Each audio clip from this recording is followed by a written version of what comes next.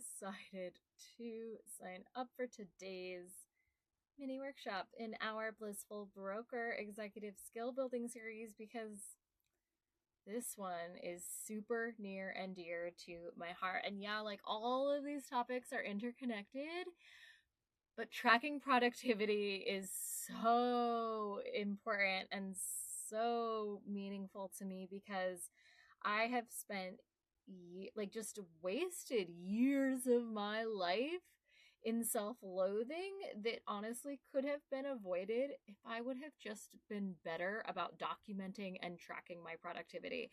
If you are someone that has spun out with I don't want to say spinning out. Okay, actually. So I'll say this. If you are a fellow planner addict, hi, I love you.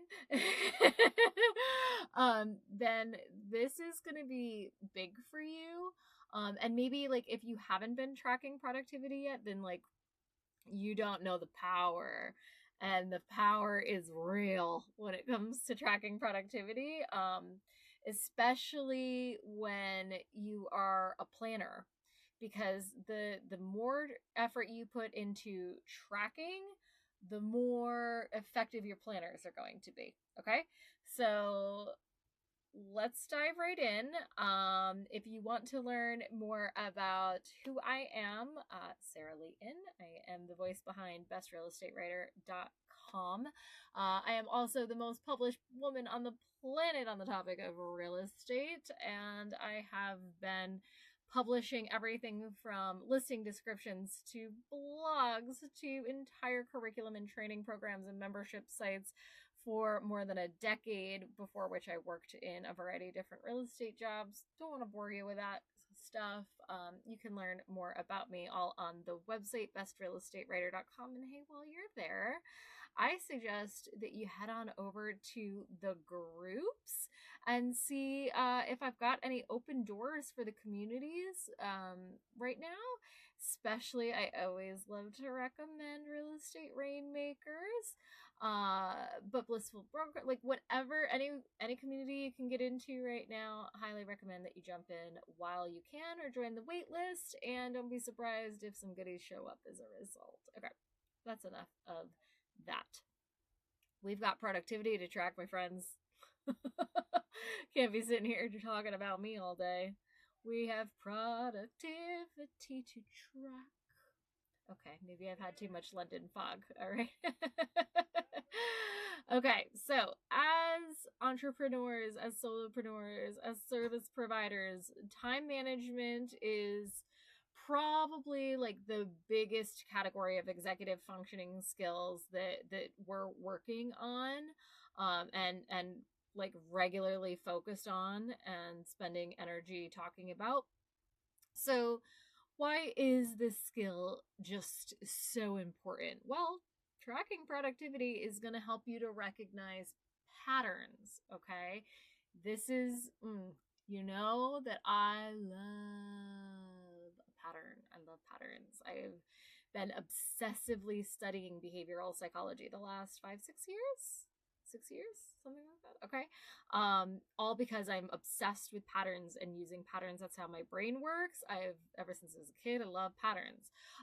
But it's also going to help you to improve your efficiency overall, and ultimately just sort of tweak and adjust your work habits in ways that work for you, so that you are getting more done without putting quite so much effort out.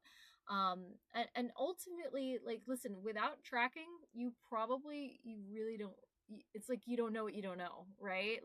You don't realize how much your productivity is dipping and dropping throughout the day, and how much that adds up, right? So if you are someone that does not yet keep track of how much you accomplish, or doesn't yet measure your productivity in any kind of consistent way, if you ever feel discouraged when you don't get everything done, or if you ever find yourself forgetting to review your progress and sort of extract meaningful takeaways from that progress, like how's this going? What's working well? What's not working well? What could be done differently next time, right? If you're not taking the time to practice that the way that I teach in the Roses and Thorns challenge, which by the way you can get into for 7 days for free in order to learn the system.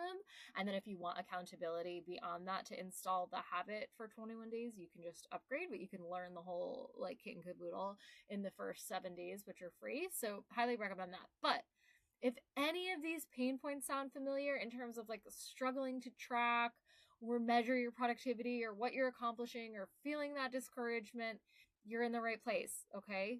So let's not harp on the pain of it, but let's dig into the productivity. Let's dig into the activity, right? This is our productivity tracker. And as always, of course, this can be replicated in 2 seconds into a Google Sheet or a spreadsheet software of your choice. However, I do always encourage you to put pen to paper first, right? Cognitively works a lot better in the beginning. But yeah, do it works for you. So for the next 3 days, count on 1, 2, 3, you're going to track your work sessions and your productivity. I'm going to warn you, if you've never done this before, it's going to feel weird and or maybe awkward or strange or annoying, sort of like the first time you ever maybe keep a food diary or something like that. But if you have ever kept a food diary successfully, then you know how powerful it is in optimizing your results from your exercise and your dieting and all of that kind of good stuff. And it can be really, really, really eye-opening. So same thing goes here. Really simple and straightforward. You're no dummy. So obviously the date is for the date. And then the task is for the task completed. Notice that we're not planning a task. We're writing a task after it's done, though. Okay? That's a key difference here between a tracker and a planner. So this I love. I think this is my favorite part ultimately. Because you're going to guess how long it's going to take you, and then you're going to record the actual amount of time it takes you.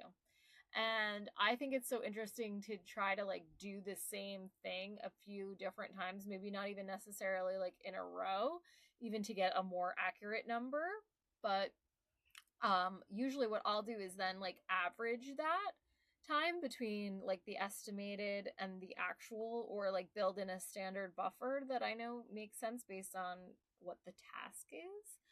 And then I'll use that for myself moving forward to like plan how long it's going to take me to do things. So I'm not scheduling 40 hours worth of work into a 4-hour like work session, you know?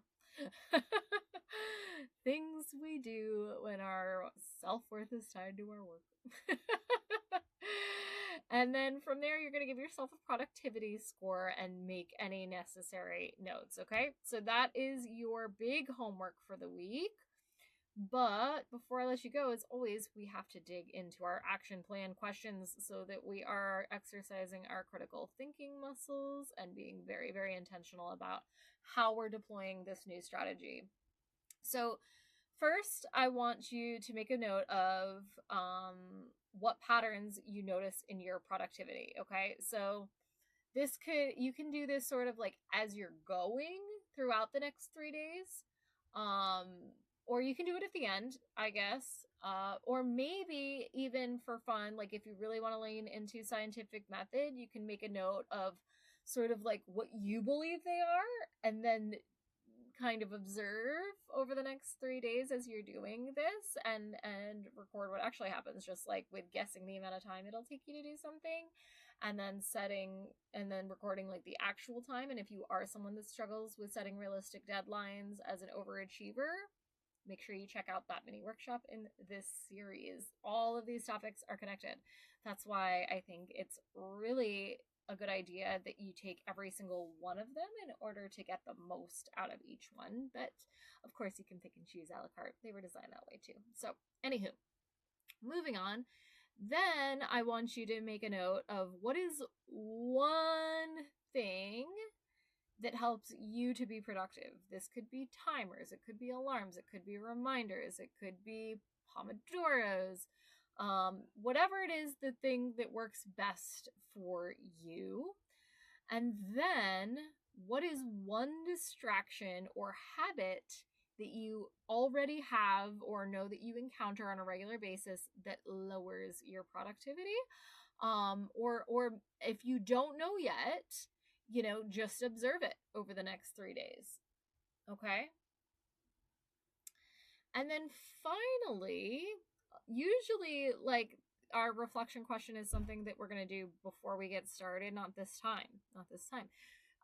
This time around, our reflection question comes at the very end, and I want you to reflect on how you can use what you've learned in order to plan your work better, and ultimately how that bleeds into various different aspects of your life, work, and personal, and your relationships, and your energy levels, and your feelings about your business, and all of that good stuff. Okay? So, thank you so much for joining me for this mini workshop. I am really, really proud of you for continuing to push through and develop these foundational executive skills as a broker. They will serve you in such it like basically an immeasurable way. It's really going to go a long way. No pressure to be perfect. If you have any questions, feel free to drop them in the comments.